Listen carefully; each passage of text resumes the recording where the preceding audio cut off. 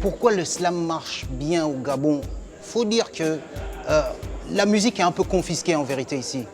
Depuis quelques années, la musique est confisquée et la jeunesse même est confisquée. La jeunesse a du mal à s'exprimer, a du mal à parler.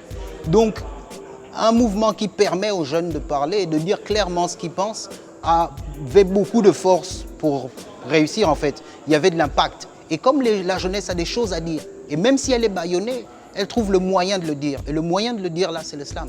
C'est ça l'exutoire souvent pour beaucoup. Ça peut être l'exutoire versus la politique. Ça peut être l'exutoire versus les problèmes qu'on a à la maison avec sa mère. Ça peut être l'exutoire versus le système en général. L'exutoire versus peut-être même les mauvaises notes qu'on a à l'école. Comme je disais tout à l'heure, on n'a pas de psychologue ici. Personne ne va chez le psychologue. Il va tourner à perte, le pauvre. Donc les gens, c'est une grande famille, c'est toujours avec la famille qu'on discute, c'est avec la famille qu'on échange, c'est avec la famille qu'on dit là ça ne va pas, là ça ira. Et c'est avec la famille qu'on rêve et les jeunes veulent rêver. Il y a le plaisir des mots, il y en a qui déclament leurs textes en langue vernaculaire par exemple.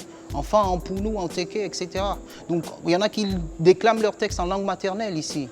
On ne déclame pas qu'en français. Après, il y a le plaisir des mots, effectivement. Il y en a qui aiment les rimes, il y en a qui aiment les allitérations, il y en a qui aiment tout ce qui concerne la technique et le style.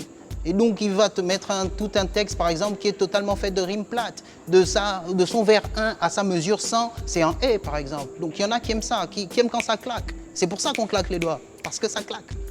On est des bons élèves de la colonisation.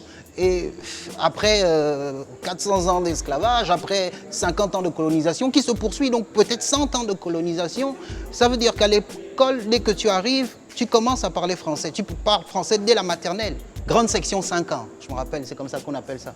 La grande section 5 ans, dès que tu arrives là, tu apprends le français. Et moi, je me rappelle que mes grands-parents, eux, on les interdisait de parler la langue. C'était le fouet si tu parles la langue à l'école. Et à force, et bien finalement, on maîtrise le français. Et tu dois tout faire en français. Ici, on n'est pas comme au Sénégal, c'est très dommage. Où c'est peut-être le Wolof, où il y a vraiment une deuxième langue. Il y a une langue nationale qui existe. Ici, la langue pour tout faire, la langue de l'activité, c'est le français. Et donc, tout le monde est obligé de suivre. Si tu ne suis pas, eh ben, tant pis.